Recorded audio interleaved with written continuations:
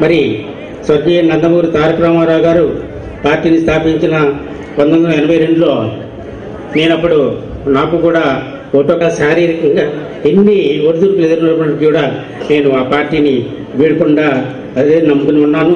ప్రతిపక్షంలో ఉన్న అధికార పక్షంలో ఉన్న కుటుంబానికి 30,000 ఇస్తారు, చాలా సంతోషంగా చచ్చిపోతారని, ఎంతో కృతజ్ఞత చచ్చిపోతారని అటువంటి మంచి పథకాన్ని పెట్టిన చంద్రబాబు నాయుడు గారికి ప్రత్యేక కృతజ్ఞతలు తెలుసుకుంటూ సెలవు తీసుకుంటాను.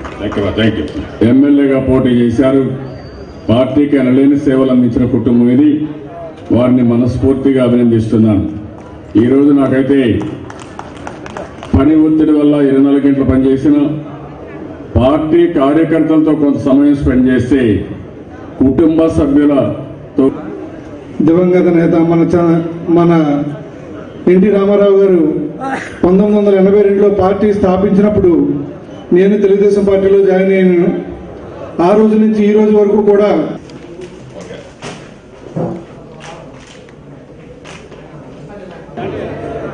అధ్యక్షుడు శ్రీ నారా చంద్రబాబు నాయుడు గారికి, అలాగే మన రాష్ట్ర పార్టీ అధ్యక్షులు కళావిప్లవ్ గారికి, మరి ఇక్కడికి వచ్చేసిన సోదరి వాళ్ళందరికీ